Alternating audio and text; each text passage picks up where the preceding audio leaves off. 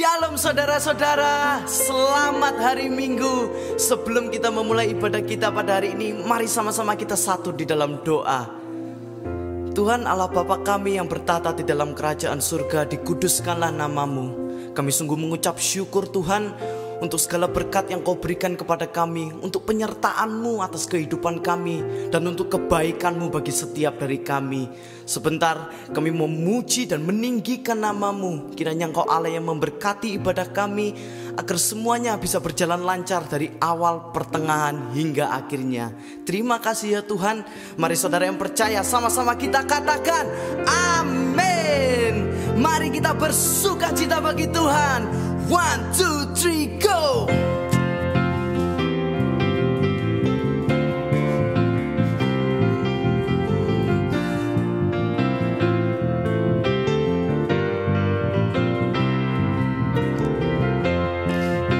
Yes.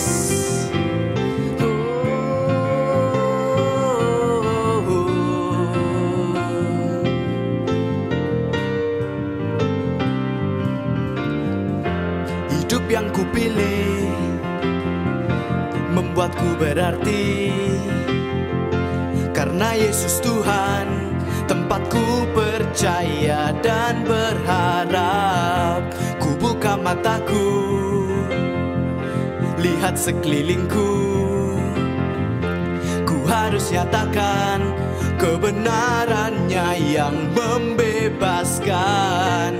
Karena kuasa-Mu, karena kehebatan-Mu, oh, ku dapat lakukan perkara besar yang Engkau janjikan. Yesus, Kaulah sahabatku. Yesus, Kau yang akan selalu berada di sisiku. Kau sumber kuatku. Oh, Yesus, Kaulah sahabatku. Yesus, Kau yang tak pernah jemu-jemu di sisiku. Kau sumber kuatku.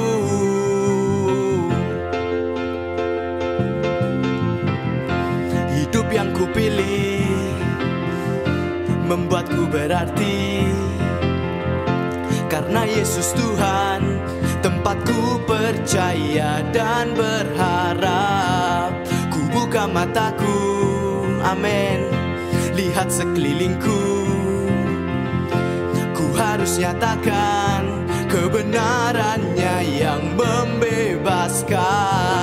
Karena kuasa-Mu, karena kehebatan-Mu, oh, ku dapat lakukan perkara besar yang Engkau janjikan. Yesus, Kaulah sahabatku. Yesus, Kau yang akan selalu berada di sisiku. Kau sumber kuatku. Oh, Yesus, Kaulah sahabatku. Yesus, Kau yang tak pernah jemu-jemu di sisiku. Kau sumber kuatku. Yesus, Kaulah sahabatku. Yesus, Kau yang akan selalu berada di sisiku. Kau sumber kuatku. Oh, Yesus, Kaulah sahabatku. Yesus, Kau yang tak pernah jemu-jemu di sisiku. Kau sumber kuatku. Kau sahabatku, berada di sisiku. Kau sahabatku selama-lamanya. Kau sahabatku, berada di sisiku selama-lamanya. Amin, amin. Puji nama Tuhan, puji nama Tuhan. Haleluya. Mari jemaat kita persiapkan hati kita untuk kita masuk lebih dalam lagi dalam hadirat Tuhan. Hanya dekat pada Allah saja, hanya dekat pada Yesus, hati kita bisa merasa tenang. Hanya dalam hadirat Tuhan kita bisa menemukan jawaban. Amin. Mari sama-sama kita naikkan pujian ini dari dalam hati kita. Yes. hanya dekat Allahku, rasa tenang hatiku, Kau sertai jalanku sepanjang hidupku. Sekali lagi kita katakan, hanya dekat padamu ada kekuatan baru. Kaulah perlindunganku, keselamatanku.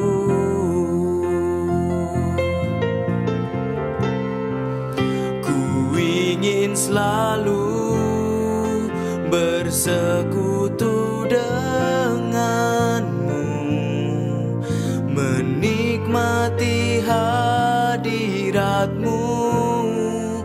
Biarkan rohmu tinggal dalam hidupku, sungguh indah bersamamu selamanya. Mari sama-sama kita naikkan pujian ini dari awal. Hanya dekat padamu, rasa tenang hatiku, Kau sertai jalanku sepanjang hidupku. Amin. Hanya dekat padamu ada kekuatan baru. Kaulah perlindunganku, keselamatanku. Mari sama-sama kita katakan, ku ingin selalu bersekutu denganmu, menikmati hadiratmu. Biarkan rohmu tinggal dalam hidupku, sungguh indah bersamamu. Ku ingin selalu bersekutu denganmu, menikmati hadiratmu. Biarkan rohmu tinggal dalam hidupku, sungguh indah bersamamu. Ku ingin selalu bersekutu denganmu, yes, menikmati hadiratmu. Biarkan rohmu tinggal dalam hidupku, sungguh indah bersamamu, sungguh indah bersamamu, sungguh indah bersamamu selamanya.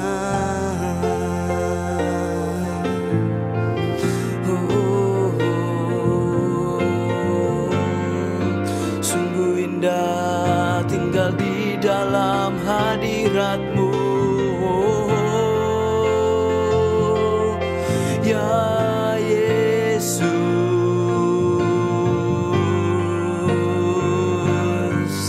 Mari sembah Dia, mari angkat pujianmu, naikkan pujianmu, sembah Yesus. Oh haleluya, terima kasih Tuhan, terima kasih Yesus buat pengorbananmu. Kami mengucap syukur. Terima kasih Tuhan, terima kasih Tuhan. Oh haleluya, haleluya. Oh mari sembah Dia, sembah Dia, sembah Dia dalam roh dan kebenaran. Mari naikkan pujianmu, naikkan sembahmu bagi Yesus, Dia yang layak disembah. Oh,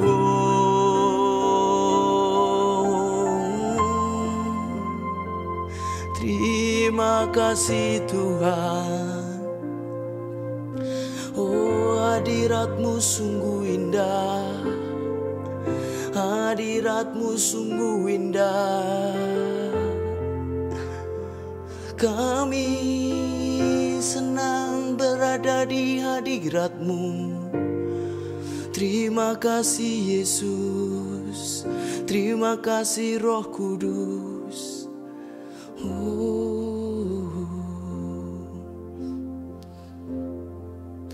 Kaulah segalanya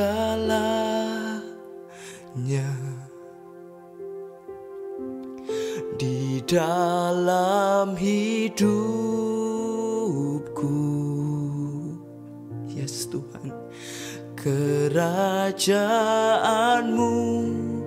kebenaran-Mu, itu bagianku.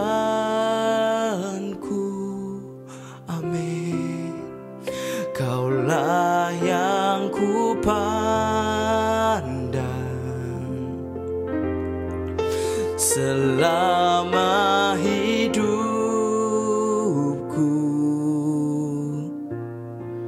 mengasihi-Mu, memuliakan-Mu, Bapa dan Rajaku.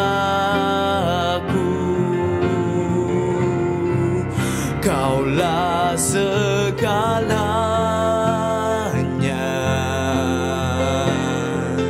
di dalam hidupku,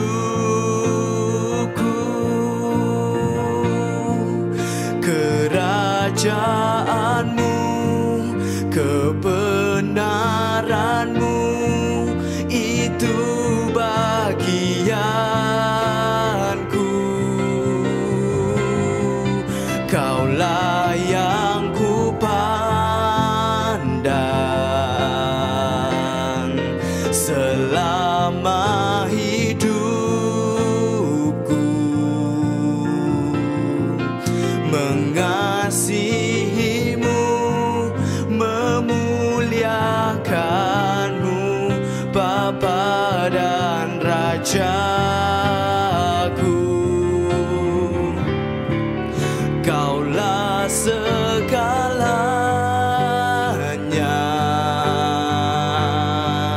di dalam hidupku, kerajaan-Mu, kebenaran-Mu, itu bagianku.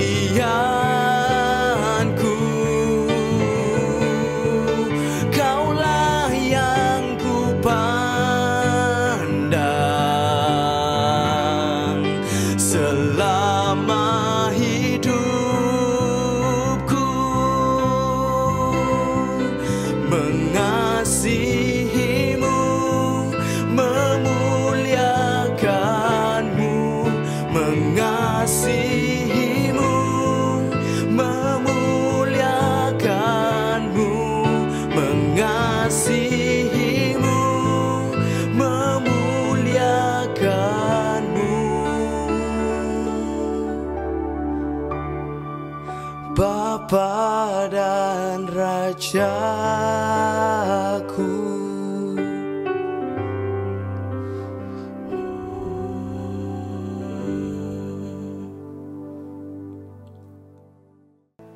Shalom Bapak Ibu yang dikasihi Tuhan, senang sekali kita dapat berjumpa kembali dan hari ini saya ingin mengajak setiap kita untuk kembali belajar firman Tuhan.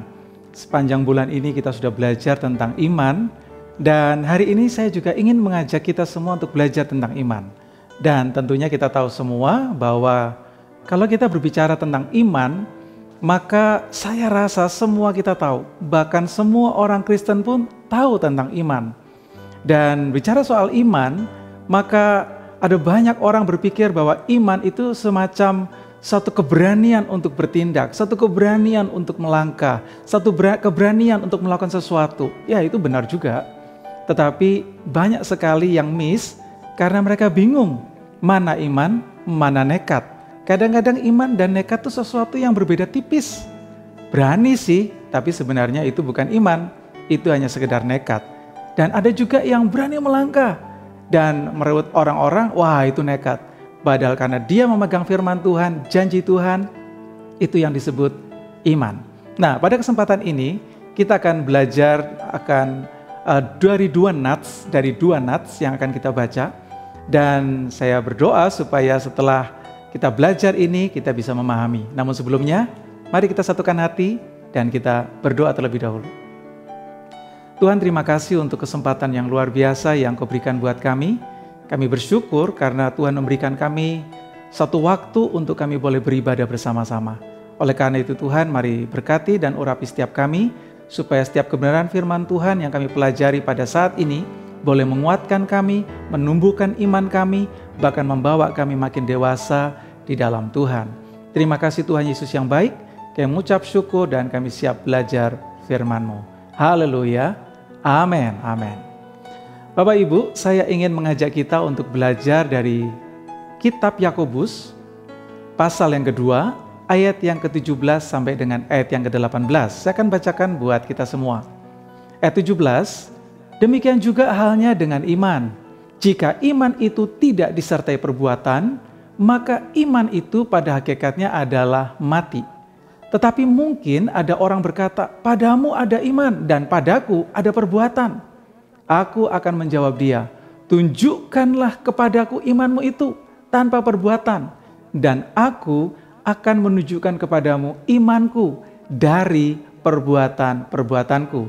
Nats yang kedua, Yohanes 11 ayat 39 sampai dengan ayat yang ke-40, firman Tuhan berkata, kata Yesus, angkat batu itu. Marta, saudara dari orang yang meninggal itu berkata kepadanya, Tuhan, ia sudah berbau, sebab sudah 4 hari ia mati. Ayat 40, jawab Yesus kepadanya, bukankah sudah kukatakan kepadamu, jikalau engkau percaya, engkau akan melihat kemuliaan Allah. Bapak Ibu yang dikasihi Tuhan, dua nats ini saya percaya adalah ayat yang tidak asing buat kita. Tapi mari kita belajar bahwa hari ini kita akan belajar tentang iman yang benar. Kalau kita bicara tentang iman yang benar, sudah barang tentu di balik itu atau di sisi yang lain ada iman yang tidak benar. Mengapa saya berkata ada iman benar dan ada iman yang tidak benar? Ya karena selama ini kita berpikir bahwa iman itu hanya itu-itu aja. Dan itu yang menyebabkan iman menjadi tidak benar. Dan mari kita belajar supaya kita juga memiliki iman yang benar. Yang pertama, iman yang tidak benar dulu ya. Iman yang tidak benar dalam hal ini adalah iman yang sebatas perkataan. Sama seperti yang tadi dikatakan dalam Yakobus pasal yang kedua ayat yang ke-14, dikatakan, apa gunanya saudara-saudaraku jika seorang mengatakan bahwa ia mempunyai iman, padahal ia tidak mempunyai perbuatan. Iman yang cuma sebatas perkataan, itu banyak sekali kita jumpai di kalangan orang Kristen. Mereka mudah sekali berkata iman gitu ya. Bahkan gara-gara perkataan iman banyak yang bertengkar, banyak yang berantem. Kenapa? Karena sedikit-sedikit bilang, wah kamu sih gak punya iman. Kamu orang percaya udah berapa lama, kok masih tidak beriman? Akhirnya terjadi apa? Banyak yang bertengkar gara-gara hal itu. Saya pun juga kadang-kadang demikian. ketika sedang mau melakukan sesuatu, saya bertanya, adakah iman dalam diri saya? Dan itu yang membuat saya harus belajar menggunakan iman, bukan sekedar perkataan, tapi benar-benar belajar bahwa perbuatan saya harus lahir karena karena percaya, karena iman. Yang kedua, iman yang tidak benar adalah iman yang sebatas perasaan. Saya merasa saya sudah punya iman, begitu. Saya merasa saya punya iman yang luar biasa. Ternyata hanya sebatas perasaan saya. Karena ketika saya berdoa, saya merasa wah merinding begitu ya. Mungkin bulu kuduk berdiri. Wah saya merasa kayak, wah ini benar-benar jawaban Tuhan. Oh ini hadirat Tuhan nih. Sayangnya iman saya hanya sebatas perasaan saya. Dan itu hampir beda tipis dengan kepekaan. Dan itulah sebabnya hati-hati kalau iman kita tidak didasari oleh satu kebenaran. Nanti kita akan belajar tentang kebenaran apa itu. Nah itu yang bagian kedua. Bagian yang ketiga adalah iman yang tidak benar adalah iman yang sebatas ide. Pernah dengar itu? Iman yang sebatas ide? Iman yang sebatas ide itu adalah orang yang seolah-olah melakukan segala sesuatu itu mengaitkan antara hal yang rohani dengan ide-ide dia yang sangat masuk akal, yang logis gitu. Dan itu akhirnya yang terjadi adalah apa? Yang terjadi adalah dia berusaha memaksakan segala sesuatu, entah itu iman, entah itu percayanya dia atau apapun itu sesuai dengan ide-idenya dia. Dan yang terjadi adalah akhirnya apa? Yang terjadi mereka akhirnya mentok, gak bisa berbuat apa-apa, dan mereka sendiri bingung dengan imannya sendiri. Dan itu yang terjadi. Itulah sebabnya ada dikatakan dalam Yakobus 2 ayat 18 tadi, padamu ada iman, padaku ada perbuatan, dan tunjukkanlah kepadaku imanmu itu tanpa perbuatan. Nah, itu yang terjadi. Dan ini yang terjadi dalam kehidupan kita, banyak orang Kristen, bahwa mereka gagal memiliki iman yang benar, karena iman mereka ternyata hanya sebatas ide-ide saja. Nah, itulah sebabnya sekali lagi ada 3 hal iman yang tidak benar. Yang pertama, iman sebatas perkataan, iman sebatas perasaan, dan iman sebatas ide rohani. Lalu bagaimana dengan iman yang benar? Sekali lagi, iman yang benar ini menjadi poin utama kita, dan ada 3 hal tentang iman yang benar itu. Yang pertama, iman yang benar adalah iman yang dibangun atas dasar kebenaran firman Tuhan. Kenapa saya katakan itu? Karena firman Tuhan mengatakan dalam Roma pasal yang ke-10 ayat 17, katakan firman Tuhan sebagai bagian terpenting untuk kita. Kenapa saya ingin ajak kita untuk melihat hal ini? Bahwa iman dibangun atas dasar kebenaran firman Tuhan. Karena dasar yang paling utama dari sebuah iman adalah kebenaran firman Tuhan. Banyak orang tersesat dalam hal ini karena apa? Mereka tidak menjadikan firman Tuhan sebagai kebenaran dan sekaligus sebagai landasan iman mereka. Dengan kata lain bahwa tanpa firman, maka iman itu tidak akan pernah bisa hadir dalam kehidupan kita atau muncul dalam kehidupan kita. Pertanyaannya, apakah firman yang kita baca dalam seperti maksudnya kitab suci itu, Bible, Alkitab? Ya, memang itu. Tetapi yang kita harus pahami adalah bahwa firman yang dimaksud di sini tidak lain adalah Sang Kristus, Tuhan Yesus. Tuhan Yesus adalah kebenaran firman itu. Dengan kata lain, kita tidak akan pernah mungkin punya iman tanpa firman atau dalam hal ini tanpa Tuhan Yesus. Tuhan Yesus adalah basic atau dasar daripada iman kita. Tanpa Tuhan Yesus, kita nggak pernah mungkin punya iman. Apalagi untuk kita mau melakukan perbuatan-perbuatan besar. Kita perlu Tuhan Yesus. Itulah sebabnya banyak orang berusaha membangun imannya dengan cara-cara yang mungkin kelihatannya benar sih. Seperti ikut seminar, misalnya ada seminar iman memindahkan gunung misalnya. Wah, pasti banyak yang datang itu, pasti ya kan? Atau iman melakukan sesuatu untuk mendapatkan keberhasilan. Oh, pasti banyak yang datang. Tapi bagaimana belajar memiliki iman Tuhan Yesus? Wah, orang mikir tuh. Tapi Bapak Ibu yang dikasihi Tuhan, saya ingin mengajak kita semua untuk memiliki iman yang benar, yaitu iman yang dilandasi oleh firman Tuhan. Itulah sebabnya bagaimana caranya supaya kita memiliki iman seperti itu. Saya rindu untuk mengajak kita semua untuk rajin-rajinlah membaca firman. Dekatkanlah diri kita pada firman. Bacalah firman. Mungkin tidak tahu maknanya atau tidak begitu paham tentang isinya. Enggak masalah, baca aja firman. Kemudian untuk bagian-bagiannya tidak dimengerti bisa dicatat dan nanti bisa ditanyakan kepada Bapak Gembala, bisa ditanyakan kepada Ketua Komsel atau dalam hal ini KOI, atau bisa ditanyakan kepada kakak rohani atau pembina rohani lainnya. Intinya adalah jangan jauh dari firman Tuhan. Karena firman Tuhan adalah dasar daripada iman kita. Iman yang benar yang kedua adalah iman yang terfokus kepada Kristus. Bukan terfokus pada diri sendiri. Kalau iman yang terfokus pada Kristus, saya yakin bahwa kita akan memiliki iman yang kuat, iman yang benar. Dalam Mazmur pasal yang ke-121, ayat yang pertama sampai dengan 5a, saya akan bacakan buat kita. Firman Tuhan berkata demikian, "Aku melayangkan mataku ke gunung-gunung, dari manakah akan datang pertolonganku? Pertolonganku ialah dari Tuhan yang menjadikan langit dan bumi. Ia takkan membiarkan kakimu goyah. Penjagamu tidak akan terlelap. Sesungguhnya tidak terlelap dan tidak tertidur penjaga Israel. Tuhanlah penjagamu." Jika iman kita fokuskan pada Kristus, pada Tuhan Yesus Kristus, maka saya percaya kita akan memiliki iman yang kuat. Sebab firman Tuhan katakan apa? Sebab pertolongan kita ialah dari Tuhan.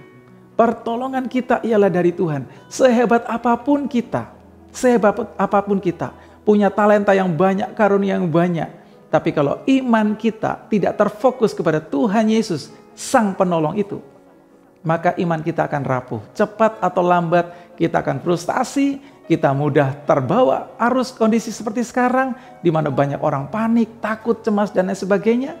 Dan akhirnya yang terjadi apa? Iman kita rapuh. Lalu bagaimana caranya? Ya sekali lagi, fokuskan iman kita hanya kepada Kristus. Saya percaya jika kita memiliki iman yang terfokus pada Kristus, maka kita tahu bahwa kita tidak akan pernah meninggalkan Tuhan Yesus. Berpegang terus pada Tuhan Yesus. Bahkan menjadikan dia sebagai satu pegangan, kebergantungan, harapan. Bangun pagi, cari Tuhan Yesus. Dalam mengerjakan apapun, libatkan Tuhan Yesus. Apapun yang kita mau putuskan, berdoa dan bawa dalam hal ini kehendak Tuhan dalam setiap keputusan-keputusan kita. Dan saya percaya itu akan membuat kita makin hari makin peka, karena kita selalu melibatkan Tuhan. Dan iman yang terfokus pada Tuhan Yesus akan menjadikan kita menjadi pribadi yang memiliki iman yang benar. Bagian yang ketiga Bapak Ibu, yaitu iman yang menyatakan kemuliaan Tuhan. Dalam Yohanes 11 tadi kita sudah baca ayat 39 sampai ayat yang 40, di sana ada satu dialog antara Tuhan Yesus dengan Marta. Saat itu Marta sedang kedukaan, dan salah satu saudara daripada Marta yaitu Lazarus, dia meninggal. Dan Tuhan Yesus seolah-olah datang terlambat begitu. Dan mungkin sebagai bagian atau sebagai bentuk protes Marta kepada Tuhan Yesus. Dan waktu itu Tuhan Yesus ngomong, suruh singkirkan batu. Tapi pada waktu itu Marta bilang, dia sudah mati. Sudah 4 hari, pasti sudah bau. Percuma disingkirkan. Batu itu terlalu berat untuk menyingkirkan sesuatu lubang kuburan itu. Tapi sekali lagi Bapak Ibu yang dikasihi Tuhan, seringkali itu yang terjadi dalam kehidupan kita. Kita seolah-olah berkata pada Tuhan, Tuhan udah terlambat, kondisinya udah seperti ini, udah terlanjur, udah kepalang basah. Akhirnya yang terjadi apa? Kita tidak memiliki iman yang untuk melihat kemuliaan Allah dinyatakan. Sementara dalam Yohanes 11 tadi ayat yang 40 dikatakan apa? Bukankah sudah kukatakan kepadamu, jikalau engkau percaya, engkau akan melihat kemuliaan Allah. Jadi sebenarnya mujizat yang paling penting itu bukan untuk memuaskan kita, tetapi supaya nama Tuhan dipermuliakan. Karena apa? Kalau cuma sekedar mau menghidupkan orang, Tuhan Yesus bisa. Tetapi yang paling penting di sini adalah apa? Supaya orang yang ragu-ragu, orang yang bimbang, orang yang nggak percaya bisa melihat kemuliaan Allah dinyatakan, dan itu membuat mereka percaya, memiliki iman kepada Tuhan. Kenapa Tuhan Yesus katakan angkat batu itu? Angkat gitu ya. Karena waktu itu memang batu itu menutupi lubang kuburan atau lubang makam gitu ya.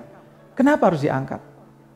Dalam hal ini saya mau terjemahkan, atau kalau orang bilang mungkin saya mau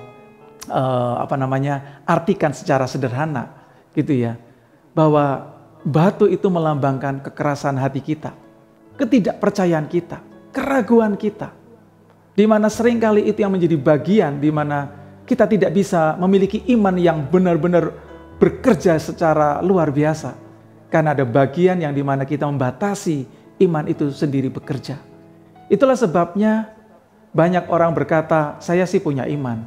Tapi untuk konteks yang satu ini, nggak tahu ya, saya nggak punya iman.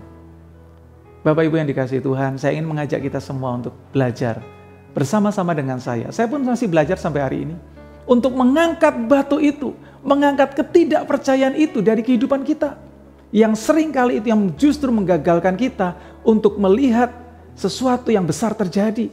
Dan itu yang membuat nama Tuhan tidak dipermuliakan lewat kehidupan kita. Dalam kondisi seperti sekarang ini, mungkin ada batu-batu yang menghalangi iman kita bertumbuh. Saya berdoa supaya setiap kita memiliki satu kemampuan untuk percaya dan berharap kepada Tuhan. Nggak perlu nyindir-nyindir Tuhan lah. Tapi kita harus percaya bahwa jika kita percaya, maka Tuhan akan menyatakan kemuliaannya. Hari-hari seperti sekarang ini, ada banyak orang bingung, banyak orang bimbang, ada banyak orang ragu, bahkan tidak tahu harus berbuat apa. Tapi sekali lagi Bapak Ibu yang dikasihi Tuhan, saya ingin mengajak setiap kita, supaya kita memiliki iman untuk menyatakan kemuliaan Allah. Jika Bapak Ibu sakit, ingat, Dia adalah Jehovah Rafa. Datang pada Dia, milikilah iman yang terfokus pada Kristus, dan percayalah kemuliaan Allah akan dinyatakan. Kita dalam kesusahan keuangan, bisnis, usaha, kita juga bingung ke depan bagaimana, semuanya tidak jelas. Ingat, Dia adalah Jehovah Jireh, Allah yang dapat mencukupi, memenuhi, mensupport, mensuplai segala kebutuhan kita. Asal kita percaya, maka kemuliaan Tuhan dinyatakan. Mungkin kita juga bingung mau ngambil keputusan bagaimana dalam kondisi seperti sekarang ini. Ingat, Dia adalah Jehovah Rohi, Dia adalah Allah yang menggembalakan kita. Larilah kepada Dia, milikilah iman, bergantung penuh pada Dia. Saya percaya Dia akan menuntun dan memberikan jalan keluar, bahkan memberikan terobosan buat kita sekalian. Dan satu lagi, Dia adalah Jehovah Shammah. Dia selalu bersama-sama dengan kita. Dia selalu hadir. Dia tahu kita, bahkan lebih daripada kita tahu diri kita sendiri. Dan itulah sebabnya milikilah iman yang benar. Karena dengan kita memiliki iman yang benar, maka saya percaya kita akan rindu untuk membaca firman. Dengan memiliki iman yang benar, maka saya percaya fokus hati kita, fokus roh kita, jiwa kita akan fokuskan hanya kepada Kristus. Dengan iman yang benar, maka saya yakin dan percaya kerinduan kita untuk melihat Tuhan, biarlah kemuliaan-Mu dinyatakan. Sekali lagi Bapak Ibu yang dikasihi Tuhan, saya akan segera menutup atau mengakhiri renungan saya pada hari ini.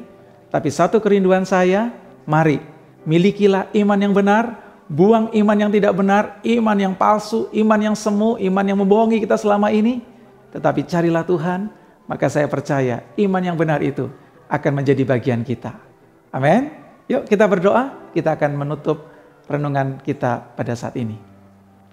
Tuhan Yesus, terima kasih untuk kasih setia-Mu, terima kasih untuk kemurahan-Mu. Kami bersyukur Tuhan karena Engkau Allah yang luar biasa. Tuhan, kerinduan kami memiliki iman yang daripada Engkau Tuhan. Iman-Mu Tuhan, iman Tuhan Yesus Kristus ada dalam kehidupan kami. Karena kami percaya Tuhan dengan iman Tuhan, dengan iman Tuhan Yesus Kristus, maka kami akan melihat perkara-perkara besar. Karena kami tahu Tuhan Yesus bersama dengan Tuhan, berjalan bersama dengan Tuhan, bergantung kepada Tuhan, berharap pada Tuhan, bahkan tinggal di dalam kebenaran firman-Mu. Maka di sana kami akan melihat pintu-pintu mujizat dibukakan bagi kami. Pintu-pintu yang selama ini tertutup dibukakan bagi kami. Bahkan batu-batu besar yang menghalangi kami akan diangkat, disingkirkan. Dan itu membuat kami melihat di mana bagi manusia itu mustahil, tapi bagi Tuhan tidak ada yang mustahil. Itulah sebabnya Tuhan memberkati setiap jemaat-Mu dimanapun mereka berada. Apapun kondisi yang dialami pada saat ini, kami berdoa biarlah iman Kristus ada dalam kehidupan kami semua. Secara khusus buat sidang jemaat-Mu mungkin ada yang sakit, biarlah di sana Tuhan kuasa kesembuhan-Mu terjadi, karena iman Tuhan Yesus juga ada pada mereka. Tuhan Yesus, sekali lagi terima kasih untuk anugerah-Mu, terima kasih untuk kemurahan yang besar yang Tuhan berikan buat kami hari ini. Terima kasih Tuhan, terpuji nama-Mu, di dalam nama Yesus kami berdoa dan mengucap syukur. Dan Tuhan, sebentar hamba-Mu akan memberkati sidang jemaat-Mu, dan biarlah semuanya untuk kemuliaan nama Tuhan. Sidang jemaat yang diberkati Tuhan, mari angkat wajahmu kepada Tuhan dan angkat hatimu untuk menerima setiap kebenaran firman Tuhan ini. dan biarlah kita terus hidup dalam pengharapan kepada Tuhan. Pada hari ini, kiranya berkat Tuhan, berkat Allah Bapa turun ke atas kita sekalian, bahkan hidup di dalam cinta kasih Tuhan Yesus Kristus, dan biarlah pengharapan yang mengalir dalam kehidupan kita, pengharapan yang dibangun oleh kuasa Roh Kudus, senantiasa memimpin kehidupan kita hari ini, esok, bahkan sampai Maranatha, Tuhan datang untuk menjemput kita sekalian. Dalam nama Yesus, haleluya, amin, amin. Bapak Ibu yang dikasihi Tuhan, tetap semangat dan tetap miliki pengharapan kepada Tuhan. Selesai daripada video renungan ini, ada beberapa pengumuman-pengumuman yang Bapak Ibu bisa saksikan, dan pastikan setiap saudara bisa mengikuti kegiatan-kegiatan yang ada. Dan jangan lupa terus memiliki pengharapan pada Tuhan. Tuhan Yesus memberkati kita sekalian. Haleluya. Yo, Christopher Tapihero di sini ngundang semua teman-teman untuk join ibadah Authentic Youth Selasa 28 September 2021 jam 7 malam via Zoom. Gue bakal bahas tentang true faith, iman yang benar. So hope to see you guys online. God bless you. Kau Alfa dan Omega, yang awal dan yang akhir. Namamu ditinggikan di atas segalanya.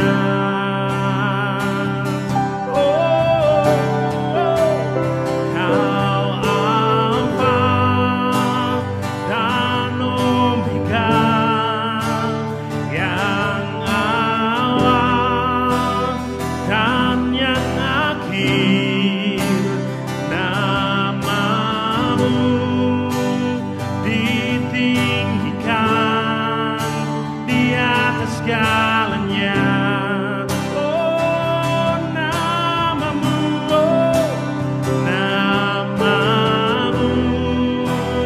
ditinggikan di atas segalanya.